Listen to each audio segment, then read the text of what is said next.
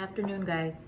I just kind of jotted down some notes here a few minutes ago, and in place of doing a podcast or writing another quick blog post, I figured I'd try to make another video and try to continue culminating safety on camera while I try not to act like a total spaz. I think I'm doing all right. Feel pretty calm so far. But something that I've been thinking about lately through the ups and downs of this quarantine stuff and this virus pandemic is just the roller coaster of emotions we've all been going through over all these weeks. You know, you have your fear, your boredom, you know, you feel kind of slighted and anxious, and then you know, back to gratitude, and then all over the place. I know I've been all over the place, and I think for a lot of us it's kind of been forcing us to go inward a little more and to face more of our demons and try to work on those if we're lucky. I certainly have been doing that. And I'm finding myself in a really calm place right now, which I'm incredibly grateful for. I don't know if it's because of the work that I've been doing,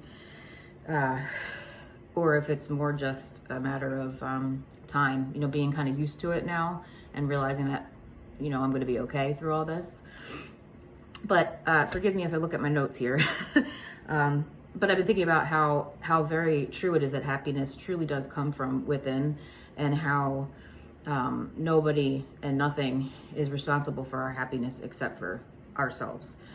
Things happen to us in life, things that aren't fair. People don't always treat us the way we feel we deserve to be treated. But, you know, and it takes a lot of practice, but we can't let these circumstances and these people stop us from feeling peaceful and joyful.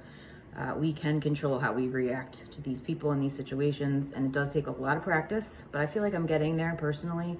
Somebody might get under my skin, but it doesn't last hours or days anymore. It's pretty fleeting, and that's really nice. It took a lot of hard work and a lot of practice. But another thing, instead of complaining about our circumstances, I think it's so important to practice prayer and positive action. You can pray on it, and then you can figure out what to do about it. Complaining does nothing.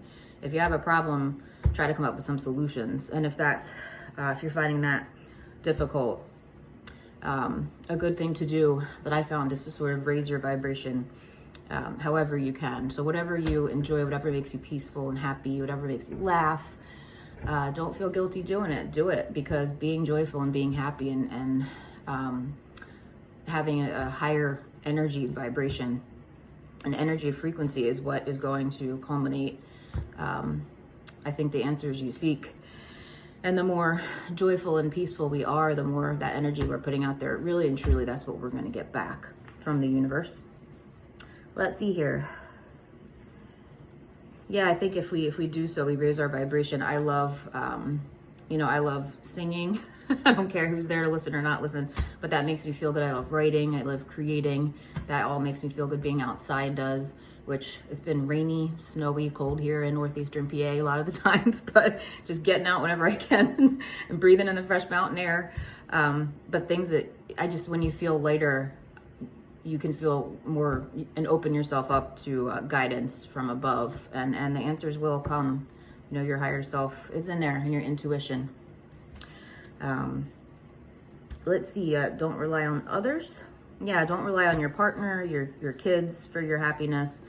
You know, you're probably driving each other nuts. I know we are sometimes, and I've just learned to understand that it doesn't matter how my 11-year-old preteen daughter treats me.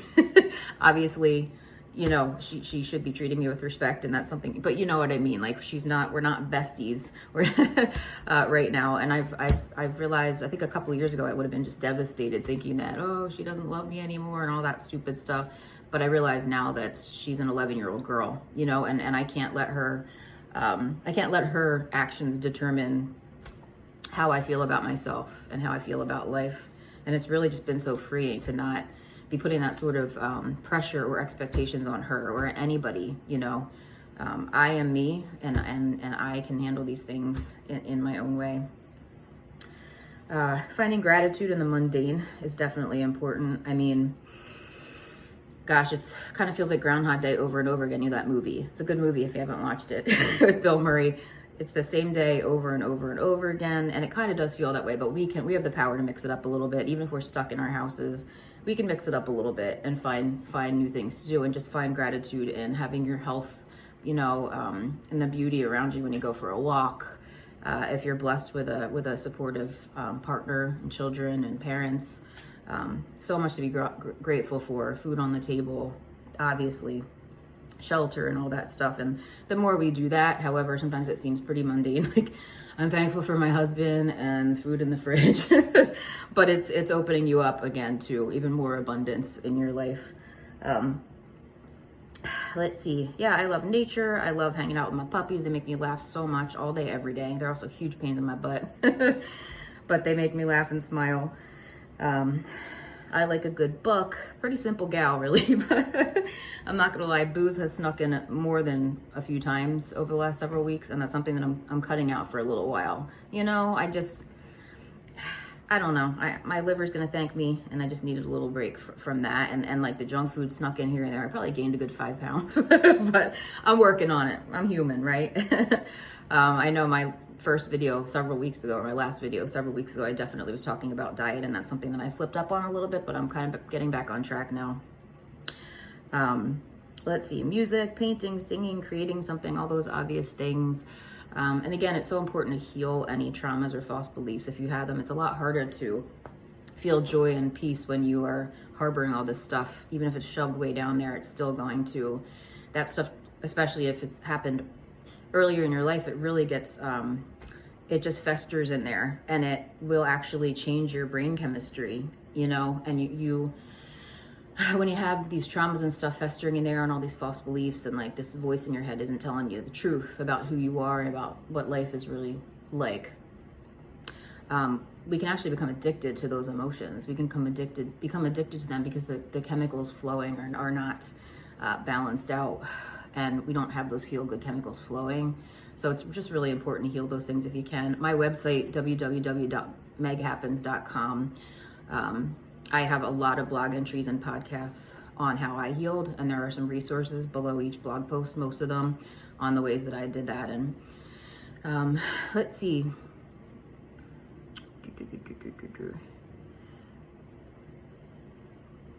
Yeah, I wrote down here that and actually, speaking of writing, just kind of free writing, just if you're feeling overwhelmed or you don't really know what's going on in there, sit down and just let the pen flow. Just let whatever comes out come out. Don't judge it. Just write it down. And it's so good to just get it out on paper instead of stuck up in here. And obviously talking to a friend or a loved one is really helpful as well. But yeah, this quarantine stuff has actually been kind of healing for me, I think. Again, being sort of forced to go inward again and face some of my demons, it's been healing, and I feel surprisingly calmer the last several days. I don't really know what's going on there, but I feel nice and calm, and I'm loving it. Yeah, I say here, you know, everything that makes us uncomfortable is ultimately healing, and we are finding lessons in everything. There's a lesson in everything that we go through that we don't like, you know, the good and the bad. And obviously the most important thing is we want to cultivate joy and abundance and happiness for ourselves and for others. But it's okay to feel crappy. Totally okay. I've had my days where I felt really, really poopy and just miserable, and then I feel guilty. It's so pointless to scold yourself, you know, just acknowledge it. No matter how small you think it is or how silly you think it is, acknowledge that emotion and that feeling, and then let it go. If you can, just let it go. It's really helpful. And I was just kind of curious, what lesson have you learned during all this? And, you know, how are you seeking joy from within? How's that working for you? Does that look like a gratitude journal? I'm just curious. If you feel like leaving that in the comments, I would absolutely love to hear your experience. That's all I got for you today. I hope you guys are having a good one through all this. I love ya. Bye.